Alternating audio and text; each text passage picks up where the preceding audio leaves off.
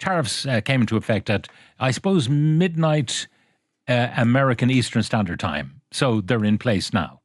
That is correct. What will happen? Stuff is on the high seas, whether it's Kerrygold butter or crates of Jameson whiskey, it's heading to America. What happens when it arrives? So when it arrives into the jurisdiction of America, a tariff will be applied to it. And maybe, Pat, to take now, a step... Who writes the check? Well, just before I answer that question, and I'll do my best to do it, maybe it's worth taking a step back and reminding ourselves what a tariff actually is. Because I think by understanding what it is, it might help then answer the various questions that you have and explain what it means for our economy and that of Europe. A tariff, if you think about it in terms of a good, as you did in the question you put to me, is an additional tax, for want of a better concept, that's paid on a good. It's like that. Indeed, that's brought into the jurisdiction of another country. Unlike VAT, VAT is applied on all goods that are sold within a jurisdiction.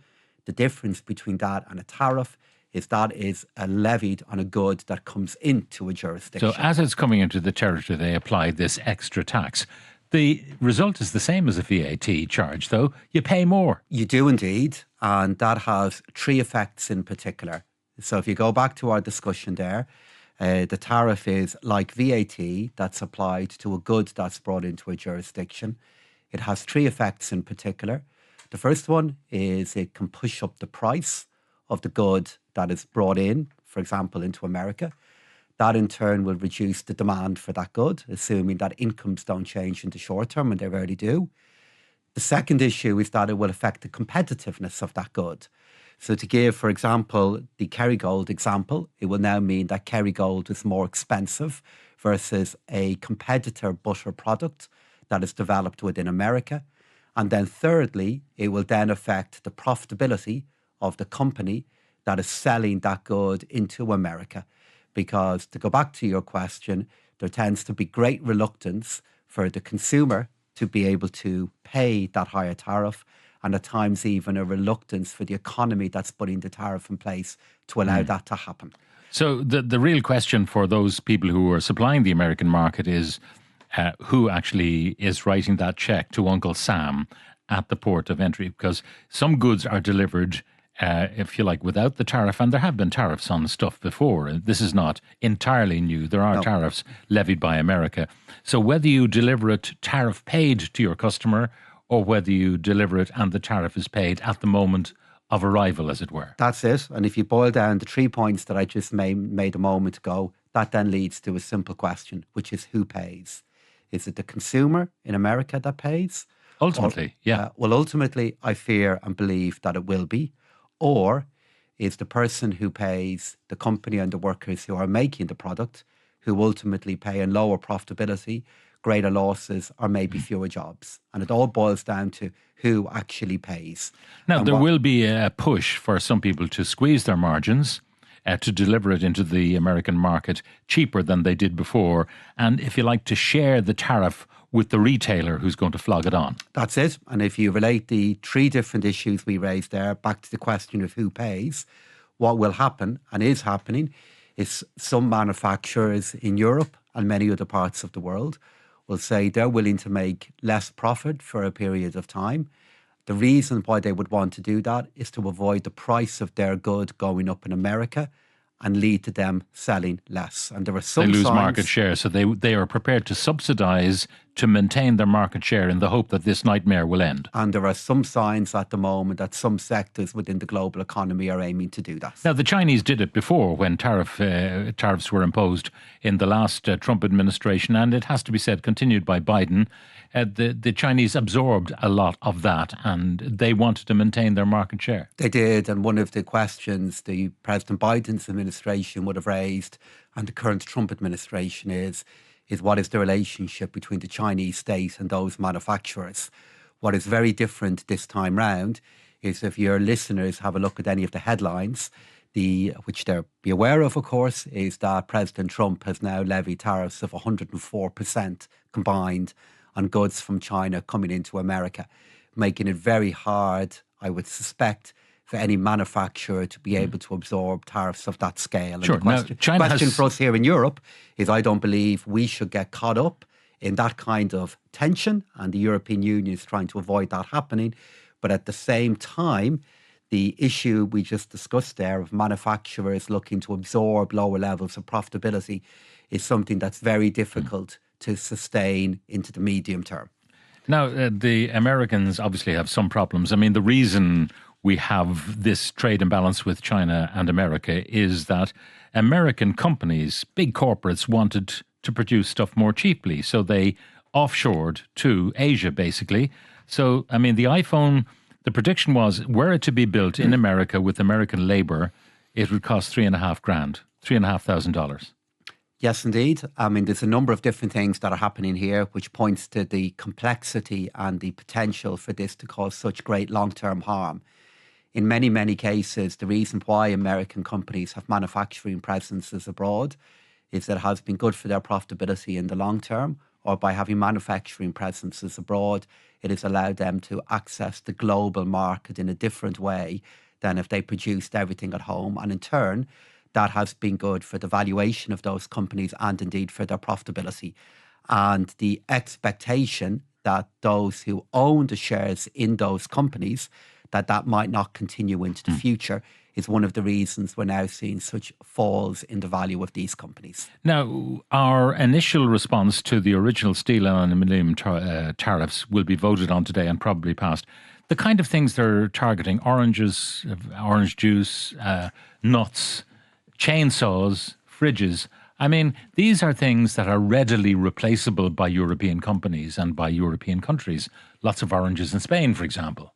And that leads on to one of the dilemmas that we're very much aware of here in Ireland when you respond back to another country applying tariffs. What you want to do then is apply tariffs to goods that are coming in to Europe that do the least harm to the European economy. And that is why we are doing two things. Firstly, we're applying tariffs to goods that are coming in, for which there may well be indeed European substitutes available. And secondly, by going on particular parts of the economy as opposed to a global response and applying tariffs to everything, we're trying to avoid the kind of escalatory dynamic that we're seeing happening elsewhere. Okay, but there's chapter 2. We want to deliver this, an outcome of this via negotiation as opposed to a permanent trade war. This is chapter 1 that we're talking about in terms of the European response. Chapter 2 is yet to come. This is the response to the 20% global tariff that Trump has applied. So what next from the European Union? Well, we'll have to assess that stage by stage. What we shouldn't be doing is indicating publicly what we're going to do in the next phase of a negotiation. But what we want to see happen is Commissioner Šefčovič. And Commissioner Šefčovič is the person in the Commission. He's a commissioner for the European Union, and he has legal responsibility for trade policy for all of the EU. And the reason that makes sense for us is no one country on their own in Europe would have the negotiation scale that you do if you do in comparison to pooling all of your economies together. That's what he is doing, and we want him and expect, and he wants to engage with the US to avoid us moving to measures that could be bigger and with us for some time. So Europe is trying to do a forensic job on this to hurt America while minimizing the damage to Europe. I don't like using the phrase necessarily hurting America, because at the bottom of all of this then is workers, it's shoppers, it's ordinary people like we have here in Europe who are going to pay the price for all of this. But it is ultimately about trying to find ways. But he's trying to hurt us. Why can't we simply say, we'll hurt you back? That's what the Chinese are doing. And they say they're in it to the very end. That's what the Chinese have said. And you know what it's like in Asia, you don't want to lose face. The problem is that, the great deal maker doesn't want to lose face either. Well, I think 2 points in relation to that. Firstly, from a substance point of view, we are here in the European Union doing the right thing. If I was here on your programme here this morning and tariffs of 104% were being applied to products being exported from the European Union, we'd be having an entirely different discussion regarding Europe and Ireland. Substantively, the EU is doing the right thing. And then from a language point of view, why don't I use that kind of language? I do believe, and this goes into other subjects, that the use of language like that and the kind of language we've seen become normalised in American politics is not the kind of language I believe we should be using. There are two approaches. Obviously, there's a softly European approach at the moment, and it's an approach that Ursula von der Leyen has been advocating to China, who have taken a more robust approach to Trump, calling him a bully. The Canadians took a very robust approach with Trump as well. Europe is taking a softly approach. It remains to be seen which approach will actually work best. But you put a point to me earlier on that is at the heart of thinking about this question.